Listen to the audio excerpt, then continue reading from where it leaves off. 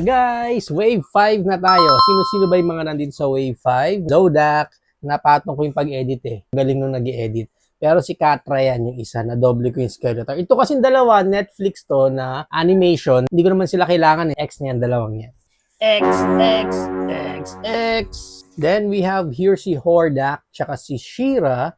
And then 48 He-Man. Tapos meron din tayo dito 48 He-Man and Skeletor na 2-pack. Actually gusto ko yan eh. Ang pinaka-difference lang niya dun sa mga regular releases is die-cast yung mga weapons nila. So astig yung die-cast. And also yung mga furs dun sa accessories nila or dun sa armors nila, talagang fur, hindi siya pure plastic. So ang ganda nito. So I'm planning to get one if the price is right. Get na natin yung mga meron tayo. So unahin muna natin itong 48 He-Man kasi alam ko ito yung dalawa natin. Ayan o. Itong 48 He-Man na to, kuha kayo nito ng for as low as 1K or 1.2. Pero regular price niya, SRP niya is 1.8. Pwede pa kayo makakuha 1.5. Pwede pa yung goods pa yun. Katra, ayun o, si Katra.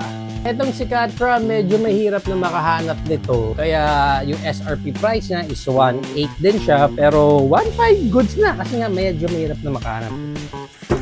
Zodak, yun si Zodak.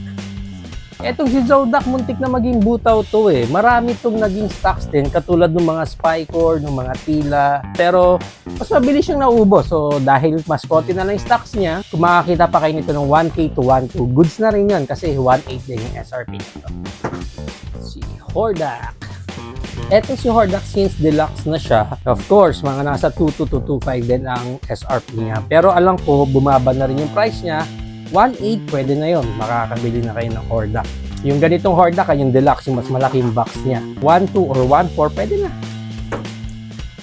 Yun, si She-Ra. Etong si She-Ra ang medyo mahirap na rin talaga mahanap. Although marami ng versions din ng mga She-Ra ang lumabas, ito kasi yung deluxe version nila. Ito yung pinakaunang version sa Masterverse na She-Ra. SRP niya 2.2 rin and 2.5. 1.8 meron na kayo makukuha niyan sa market. Pero if makakakuha kayo ng below 1.5 nito, good price na yun for the She-Ra. Yan, na-checkan na natin lahat. Yung mga meron tayo, lumalabas, ito lang yung doubles natin, yung 48 He-Man.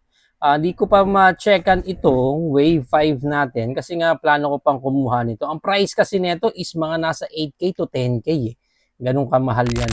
Ito na lahat yung Wave 5. Goods na tayo sa Wave 5 natin.